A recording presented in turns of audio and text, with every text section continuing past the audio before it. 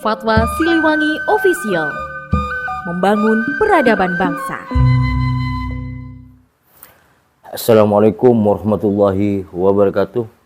Jumpa kembali dalam acara Sudut Pandang, pembahasan mengenai pemerintah desa yang erat hubungannya dengan pengelolaan dana desa menjadi topik yang menarik untuk dibahas kali ini. Seperti kita ketahui bersama, dana desa merupakan salah satu program nasional yang bersumber dari APBN, dikucurkan kepada pemerintah desa dengan tujuan untuk mengurangi kemiskinan di pedesaan, memperluas lapangan kerja dengan membuka usaha di badan usaha milik desa atau BUMDes, dan meningkatkan infrastruktur desa. Kendati anggaran ditujukan untuk pemerataan kesejahteraan, tetapi tanpa akuntabilitas, dana desa dikhawatirkan menjadi ladang korupsi. Kekhawatiran ini cukup beralasan. Pasalnya, telah terjadi lonjakan kasus korupsi dalam pengelolaan dana desa. Indonesia Corruption Watch atau ICW mencatat jumlah kasus korupsi di tingkat desa paling besar sepanjang 2023 lalu. Begitupun di tahun-tahun berikutnya. Indikasi penyalahgunaan dana desa terlihat dari terbatasnya transparansi penggunaan dana desa. Meskipun pelaksanaan dana desa sudah memiliki aturan dan prinsip yang ketat, namun dalam prakteknya masih saja terjadi kecurangan dan penyalahgunaan dana desa. Dari kebanyakan kasus korupsi yang terjadi di desa, faktor utama yang menyebabkan terjadinya korupsi adalah lemahnya pengawasan dan tingginya biaya politik dalam pemilihan kepala desa yang terpilih dengan cara transaksional. Ini cenderung berpikir bagaimana modalnya kembali deh. Dengan cara apa? Ya tentunya dengan melakukan korupsi. Namun begitu, tidak semua kepala desa memiliki mindset seperti itu. Mereka, kepala desa yang memperoleh jabatan dengan tidak membeli suara masyarakat dan murni terpilih atas kehendak masyarakat, pastinya akan menjadi pemimpin desa yang amanah, penuh pengabdian. Sehubungan dengan lemahnya pengawasan, sebagaimana yang saya sebutkan tadi, sebagai aparat pengawas internal pemerintah atau APIP, inspektorat daerah memiliki peran dan unit kerja yang sangat strategis, baik ditinjau dari aspek fungsi dan tanggung jawab dalam manajemen maupun dari segi pencapaian visi dan misi serta program-program pemerintah. Merujuk pada beberapa kasus yang membelit beberapa kepala desa, permasalahan yang kerap terjadi yakni penggunaan atau realisasi dana desa tidak sesuai dengan anggaran pendapatan dan belanja desa atau APBDes. Dalam surat pertanggungjawaban desa atau SPJ desa yang merupakan laporan pertanggungjawaban mengenai apa yang telah direncanakan oleh desa sebagaimana termuat di dalam dokumen APBDes, pada kasus hukum yang ada masih banyak yang fiktif. Terbongkarnya kegiatan fiktif dalam SPJ di beberapa desa ini terungkap di saat terjadi kasus hukum yang menyeret oknum kepala desa dan pihak terkait lainnya atas kasus korupsi dana desa.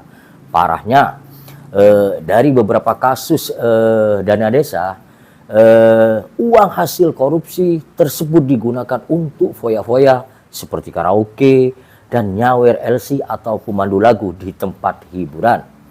Satu contoh yang terjadi di desa Situdadi, Kecamatan Paiton, Kabupaten Probolinggo, Jawa Timur. Kasus korupsi dana desa yang menyeret mantan kepala desa setempat bernama Hartono ini berdasarkan hasil pemeriksaan dan audit oleh Badan Pemeriksa Keuangan atau BPK RI, ditemukan kerugian negara senilai 721.160 sekian. Kasus tersebut telah masuk sidang dengan agenda pembacaan tuntutan di PN Tipikor Surabaya pada Selasa 4 Februari 2025. Kejaksaan Negeri Kabupaten Probolinggo menuntut terdakwa 6 tahun 6 bulan penjara dan denda sebesar 200 juta. Sebelumnya, Kejari Kabupaten Probolinggo menetapkan mantan kepala desa Situdadi Hartono periode 2015-2021 ini sebagai tersangka kasus korupsi dana desa pada Rabu 18 September 2024 lalu.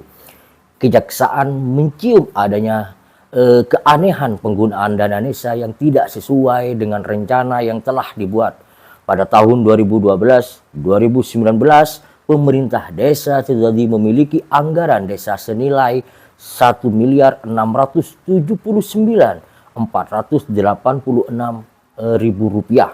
Hal itu sesuai dengan rencana APBDes yang telah disusun. Dana tersebut akan digunakan untuk merealisasikan pembangunan fisik di desa. Beberapa rencana fisik yang telah disusun dan akan direalisasikan berupa pembangunan dan pemeliharaan jalan desa. Selanjutnya, pembangunan dan pemeliharaan drainase. Selain itu, terdapat alokasi untuk pembinaan dan pengelolaan pendidikan anak usia dini. Namun saat pengecekan, rupanya fisik yang telah dilaporkan realisasi tersebut hanyalah fiktif. Tak hanya itu, pada tahun anggaran 2021, pemerintah desa Sidodadi telah menyusun dan akan merealisasikan kegiatan rehabilitasi. Namun nyatanya, kegiatan tersebut hanyalah akal-akalan saja. Tidak pernah ada kegiatan, namun terbit SPJ fiktif. Parahnya lagi, uang hasil korupsi tersebut digunakan untuk foya-foya, seperti karaoke di tempat hiburan dan melunasi hutang-hutang pribadinya. Nah, pertanyaannya saat ini, di mana fungsi pengawasan yang dilakukan pihak inspektorat? Soalnya, guna mengukur capaian program, termasuk diantaranya di pemerintahan desa, bukankah inspektorat telah melakukan monitoring dan evaluasi atau monif di desa, mulai dari tahap termin sampai monif akhir tahun? Kalau memang fungsi monif akhir tahun betul-betul dilaksanakan dengan baik oleh inspektorat, lalu kenapa ketika ada kasus hukum penggunaan anggaran desa, kemudian dilakukan pemeriksaan dan audit, masih ditemukan kerugian keuangan negara?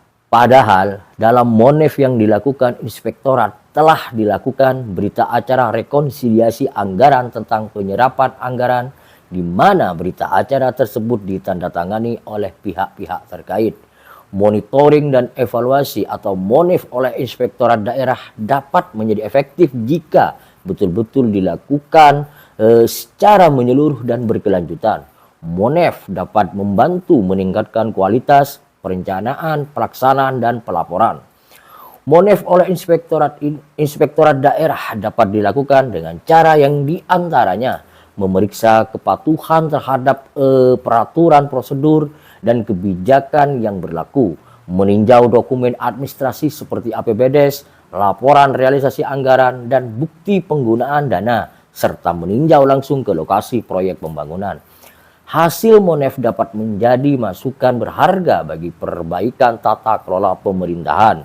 Hasil monef tersebut dapat berupa rekomendasi dan temuan, termasuk langkah perbaikan jika diperlukan. Melihat sendi persoalan ini, bagaimana pendapat Anda? Mari bersama mengawasi pengelolaan keuangan desa, sebab partisipasi masyarakat sangatlah penting demi terwujudnya pelaksanaan pemerintahan yang bersih dan bebas dari korupsi. Salam dari desa untuk Indonesia. Wassalamualaikum warahmatullahi wabarakatuh.